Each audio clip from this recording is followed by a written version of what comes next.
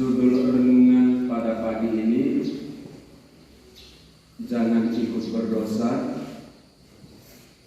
karena orang lain dianggap berdosa. Jangan ikut berdosa karena orang lain dianggap berdosa. Bapak Ibu, saudara-saudari, umat beriman, para suster yang dikasih Tuhan, yang ada HP, yang Android pernah beredar video Bapak sementara duduk-duduk, anak kecil satu naik di situ. Bapak dia punya coba, oleh dia punya topi, Bapak Bos berdiri, dia naik di atas kursi, lompat-lompat di situ. Dia punya orang dua setengah mati di situ. Mau ditarik, pasukan penawar itu paling mati. Tidak boleh, dia anak itu bermain. Yang lain kasar kusuk. Bapak harus santai. Tadi juga waktu lagu pembelian organisasi masih lama-lama cari teks, yang lain sudah susu. Dia mau menyanyi mazmur di sini juga sama. Masih buka-buka susu. Paulus waktu itu ketika melihat anak kecil itu hanya berkata kepada umat, jangan berdosa karena anggap orang lain berdosa. Belum tentu orang itu berdosa. Anak kecil itu tahu dia revisi itu karena berdosa. Belum tentu. Atau tadi dia buka teks lama itu karena berdosa, atau buka teks lama. Belum tentu. Jangan berdosa karena orang lain berdosa. Hal ini ditunjukkan oleh sikap Yesus dalam bacaan Injil hari ini. Ketika mendengar bahwa Yohanes sudah ditangkap, Yesus tidak maju menghadap Yohanes, menghadap Herodes, lu kenapa tangkap ini orang?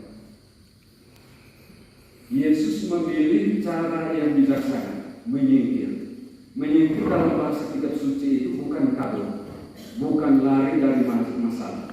Dulu Yesus masih kecil, ketika Herodes membunuh kanak-kanak Yesus, Yusuf bermimpi, Herodes mau datang bunuh.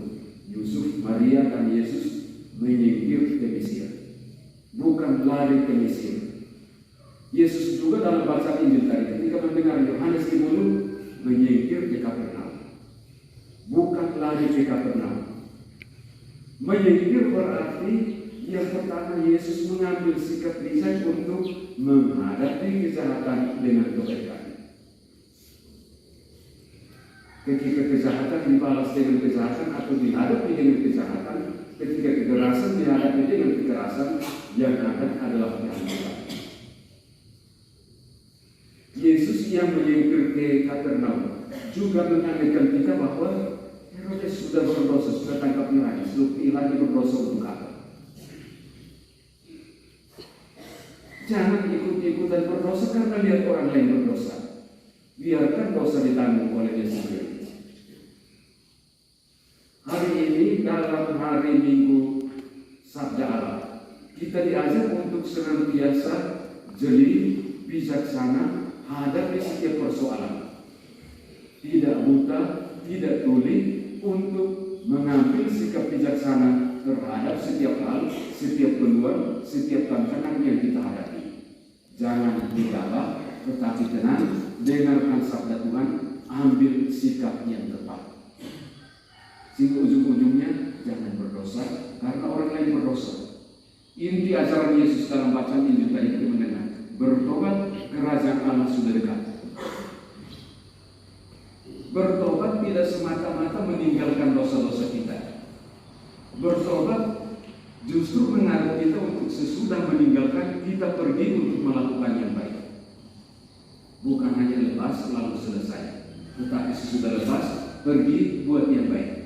Ini ditunjukkan dengan murid-murid yang dipilih oleh Yesus, Petrus dan saudaranya, Yohanes dan saudaranya, meninggalkan ayahnya, meninggalkan ibunya, meninggalkan orang-orang upahan.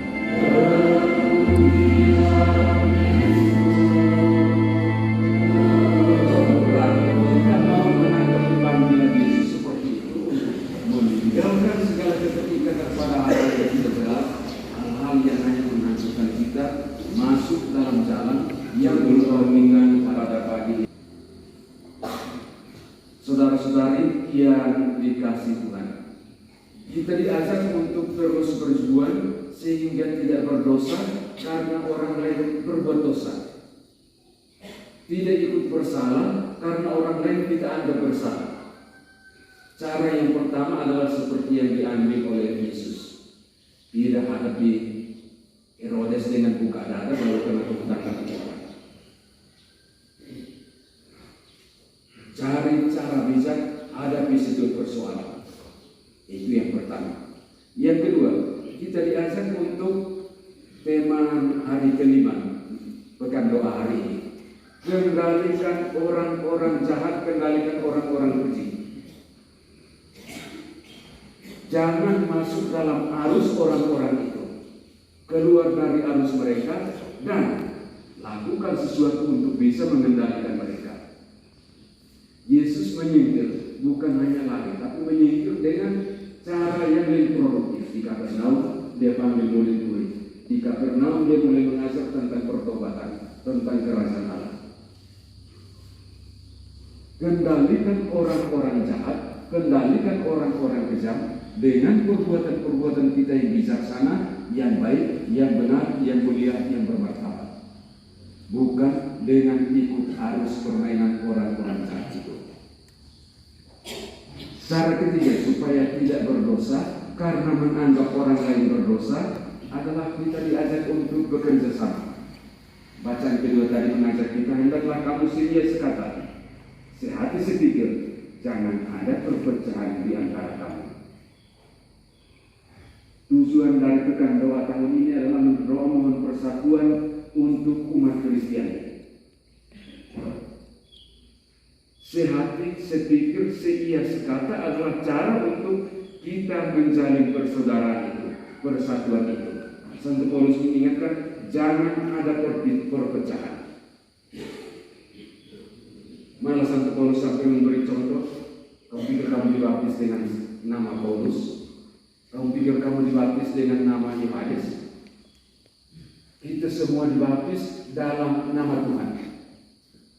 Maka jangan ada perpecahan. Kita ini satu umat lingkungan tanah merah atau rehibun, kan masih berkelahi lagi. Dibaptis semua dalam nama Yesus. Sampai tahun politik kita berkelahi. Saya dibaptis dengan paket 1, kamu dibaptis dengan paket 2. Pecah sembarang di mana-mana. Terakhir setia sekata di mana? Kita berdoa mohon persatuan untuk seluruh dunia itu sama. Kita dengan tetangga sendiri berkelahi. Setia sekata adalah panggilan bagi kita untuk terus bekerja sama dengan sesama, terus menjalin persatuan, persaudaraan dengan orang lain, supaya sama-sama mengendalikan kejahatan, sama-sama mengendalikan orang jahat, dan sama-sama maju menuju hidup yang lebih baik, hidup yang lebih sejahtera, hidup yang lebih bermakna untuk diri, untuk sesama, dan untuk Tuhan. Dan cara terakhir untuk kita tidak berdosa karena menganggap orang lain berdosa adalah berani berjalan dalam terang. Bacaan pertama lalu diulang lagi dalam bacaan Injil mengungkapkan, Zebulon dan Naftali, bangsa yang berjalan dalam kegelapan telah melihat terang cahaya, telah melihat cahaya dari Tuhan. Zebulon dan Naftali adalah bangsa suku yang dianggap orang berdosa, sampai sedemikian berdosanya diangkat, dibuang ke Syria. Maka sampai dengan zaman Paulus, sampai dengan zaman Tuhan Yesus juga masih ulang lagi. Bangsa yang berjalan dalam kegelapan itu telah melihat terang. Untuk melihat terang, kita juga perlu terbuka untuk menjadi terang bagi sesama, memancarkan terang itu bagi sesama. Dengan memancarkan terang, maka kita bisa mengendalikan kejahatan, mengendalikan orang-orang jahat. Karena itu Bapak Ibu Saudara-saudari, untuk tidak berdosa karena orang lain berdosa, kalahkan kegelapan dengan terang yang dibawa oleh Tuhan. Kalahkan kebencian dengan cinta yang dibawa oleh Tuhan. Kalahkan kejahatan dengan kebaikan sebagaimana kasih yang terpatri dalam hidup kita. Jangan berdosa, jangan ikut berdosa karena hanya menganggap orang lain berdosa. Semoga Tuhan memberkati kita.